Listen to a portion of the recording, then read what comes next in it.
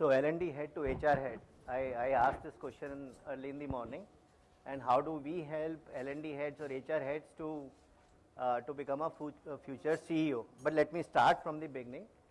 So my name is Amit Garg, and I head Kushalta Private Limited, and we help the becoming a future CEO is the step 2. In step 1, we help L&D heads and HR heads to gain mind share of CEOs and to become their most trusted team member by talking or by bringing improvement in the areas which interest CEOs, which are growth, profitability, revenue, employee satisfaction, customer satisfaction, etc.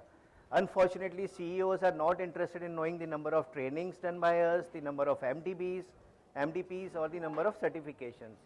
They are only interested in growth, profitability and these factors. And it's not only the CEOs who are interested in these areas, even the board members are interested in these areas, these focus areas only. And who hires CEOs? Board members hire CEOs. So how do we help in this? How do we ensure this happens, that improvement is there in these significant focus areas? Is we provide training programs which either help reduce costing. How do we reduce costing? How do we help reduce costing? Is by reducing attrition, or by reducing the need to retrain, or by improving the performance of operations and support teams by reducing their cycle. The cycle time of operation gets reduced, and by reducing the number of MDPs. This is reducing costing, and we help increase revenue, improve revenue by improving the performance of the frontline sales teams, by improving the performance of the first-time managers and the sales leaders and the R&D teams. And how do we do that? How does that work? All of this works on measurable metrics. So I just want to share 2 case studies. I will not be boring you much. I have only 5 minutes, so I'll just share a couple of case studies. Abid is getting these case studies distributed to you, so you can have a look at all the other case studies that we have. So our training solutions are effective and measurable, as the case study I'll just share, and they are credible because we are doing it for some of the largest companies in the country like HP, Maruti Suzuki, IFCO, GAIL, NTPC, SRL Diagnostics, Mahindra, etc. So this is one of the case studies for sales team. So here for Mahindra First Choice, they are into used car segments, as most of us would be knowing, and the challenge here was that sales teams, they had huge target pressure because the market is growing so fast, especially after the pandemic. And before the workshop, we devised a metric, a set of parameters where we asked the business heads, the zonal sales heads, to rate each of the participants on metrics like the general motivation level of the sales guys. So the supervisor, the zonal sales heads, they rated them on a scale of 1 to 5 on motivation level of each participant, on how receptive they are to the supervisor, how open they are to accept the targets, and in not getting frustrated by teething problems. And 3 months later, the L&D team again asked the supervisors to rate each of the participants on the same metrics, and L&D team reported an improvement in 60% of the participants and significant improvement in 40% of the participants. I'll just share one more case study, and this is on costing. So this we did for SRL Diagnostics. The challenge here was for the operations team. Their costing was high because operations team, their task was to open new testing centers, new diagnostic centers, and it was done by 2 departments, admin department and the engineering department.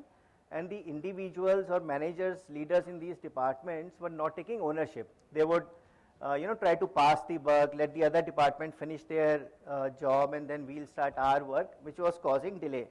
So before the intervention, we asked the supervisor, the general manager, the business head, to rate each of the participants on metrics like openness to take up tasks which are not directly part of the KRA, but which are important for the larger good. Self-volunteering for tasks, accepting new roles, helping colleagues and asking for help, etc. And as per the report, 3 months later when the L&D team again asked the supervisors to rate, there was an improvement in 75% of the participants, and in 35% of the participants there was significant improvement.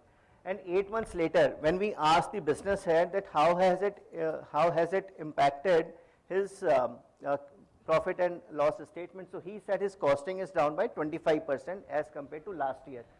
So how we do it is we don't target behavior, we target or we address the brain wiring, the mindset, using NLP, neuroscience and guided visualization techniques. These techniques are very powerful, and we make the participants bend steel spoons, which I'll be also making you do after lunch. I have a round table, so all of you are invited. I don't know whether you have been given a steel spoon. You can try bending it now, and if you're not able to bend it, you can come to my round table. I'll help you bend it there. So here the participants are not able to bend it earlier, but when they use a 5-minute mind technique, around 50% of them are able to bend it. This is one of our earliest workshops. It's a 8-year-old video. This guy is Mr. Anshul Pandey, Senior HR Manager at Ayurved. This is just to give a demonstration that how the mindset can be changed in 10 to 12 hours. And this is another.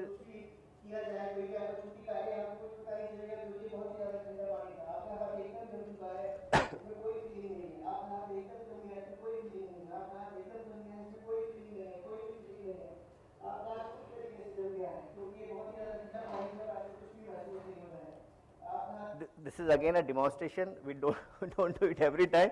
This is just to convince that these techniques are very powerful, and this is how we by God's grace we are able to change the mindset of participants. And I'll be giving a demo at the round table after lunch. So do come and have an experience of these techniques. We'll do a lot of activities in those 40-50 minutes that we have. Thank you, Abid. Thanks, Abid.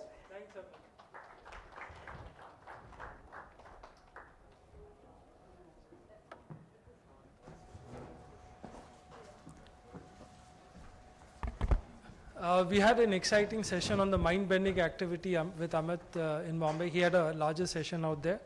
With the Vana session post-lunch, some of you are looking at something different. You can join his round table.